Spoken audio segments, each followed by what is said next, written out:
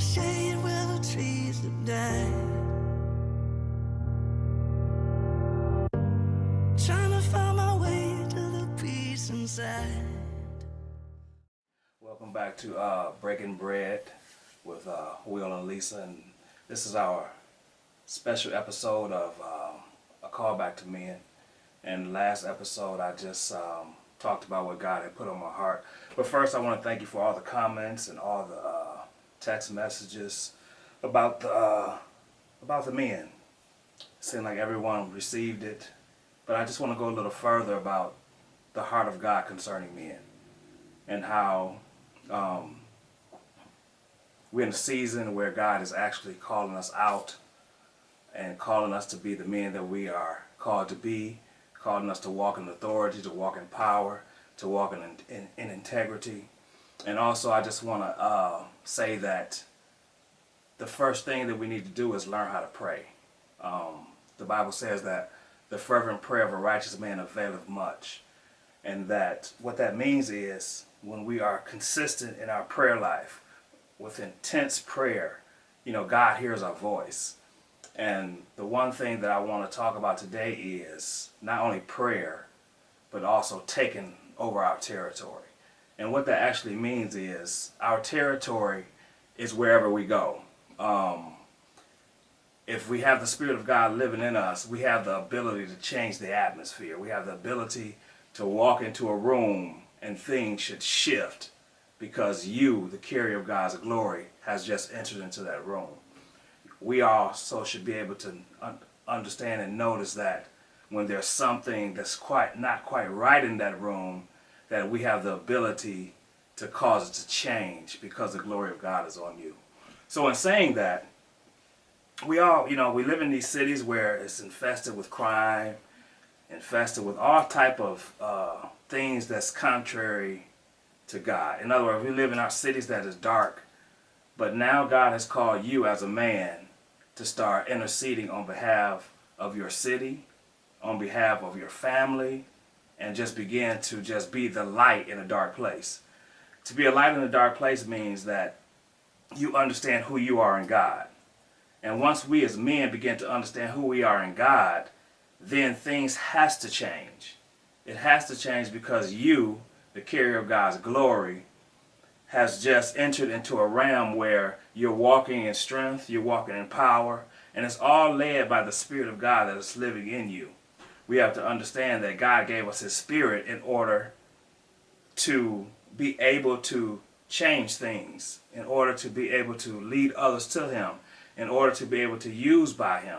The Spirit of the Lord that dwells in you is powerful. The Bible tells us it's called dunamis power. It's like dynamite. It's like dynamite. So God's power in you is like nothing that you and I can even really comprehend. And I think as just a body of believers, we haven't truly understood what that means. We haven't truly understood that the power of God that's living in us, we haven't even tapped into it yet. But now is the season, brothers. Now is the season for you to stand up strong in the Lord.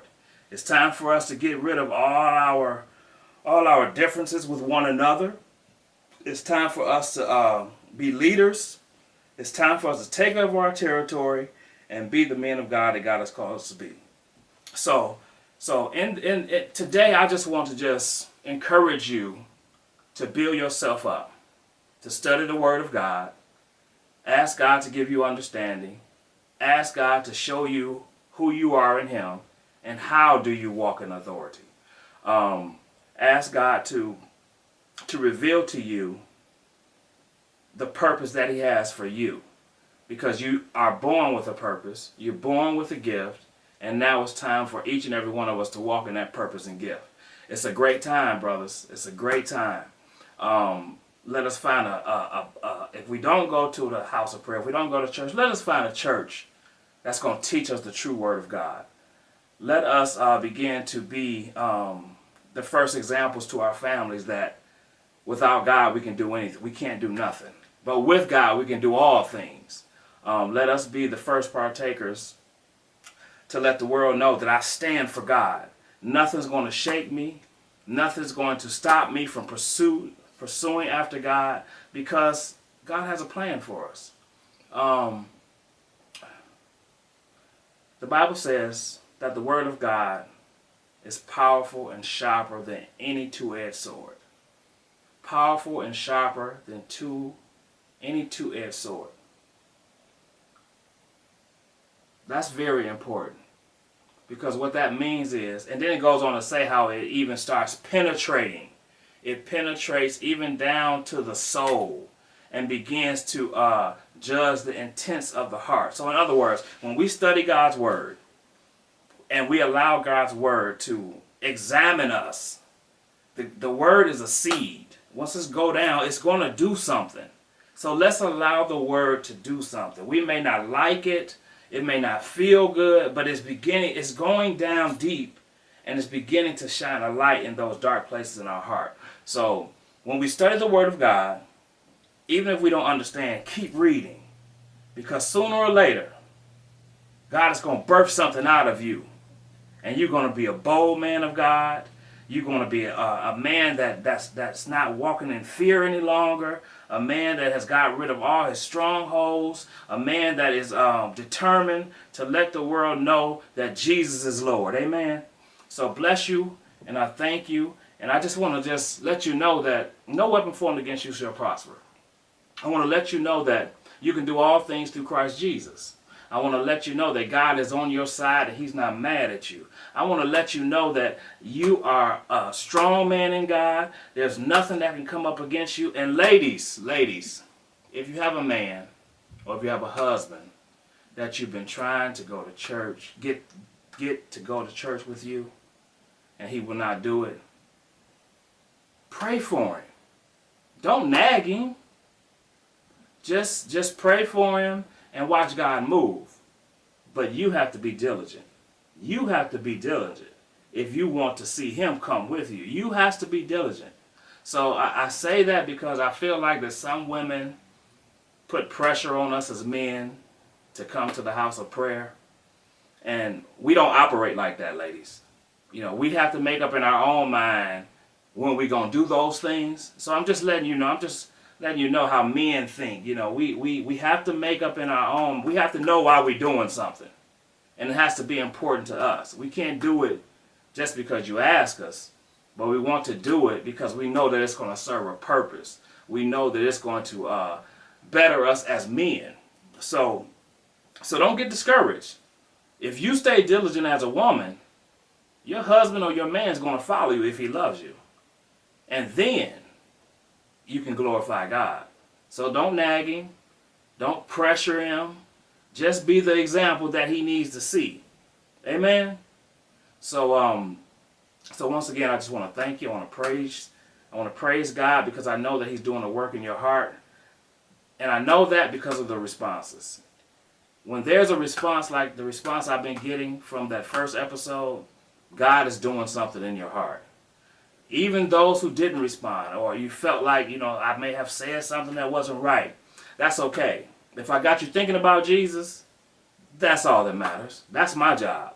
That's the job that God has given me. If you're thinking about Him, if you're thinking about the words I said, something has stirred up in your spirit. And it's the Word of God that has stirred up in your spirit.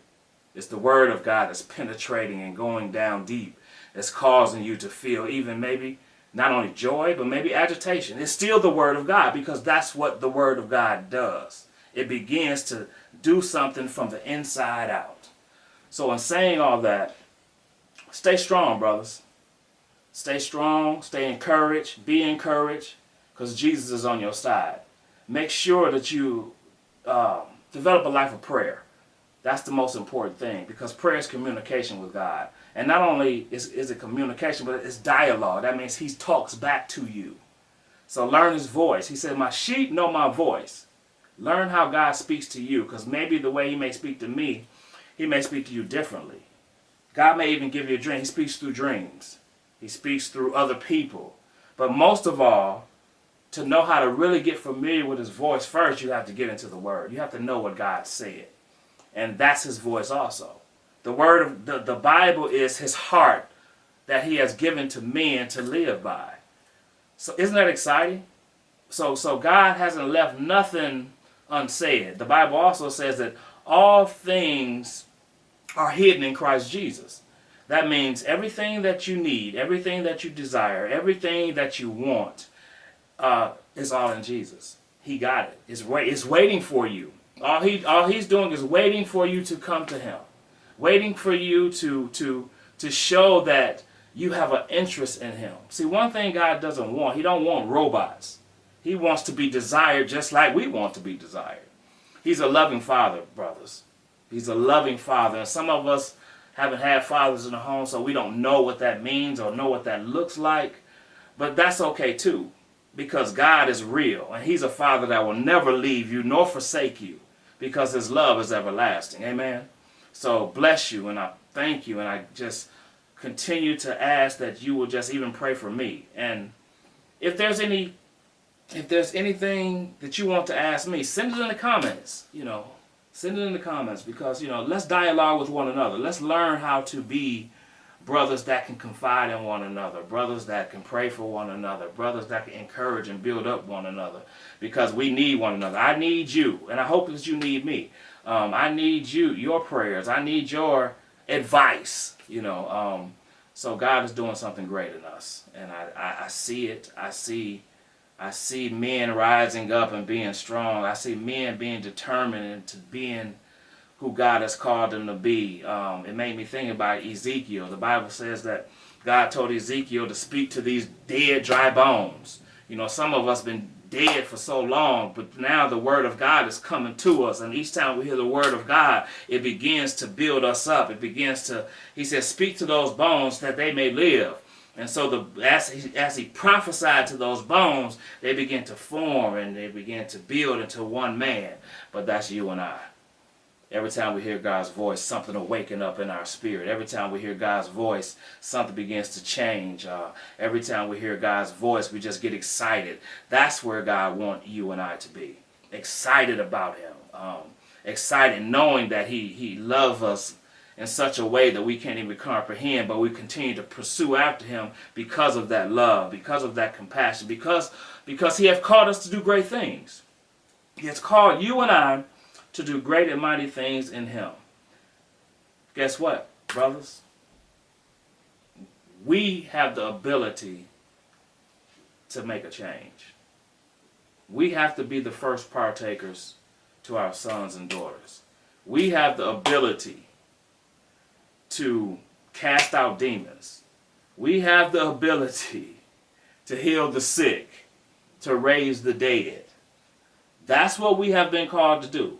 He said, go out, teach all nations, baptize them in the name of the Father, Son, and the Holy Ghost. Is that you? I say yes. Do you see yourself like that? I say see yourself like that. If you don't see yourself like that, ask God to show you how he sees you, because that's how he sees you.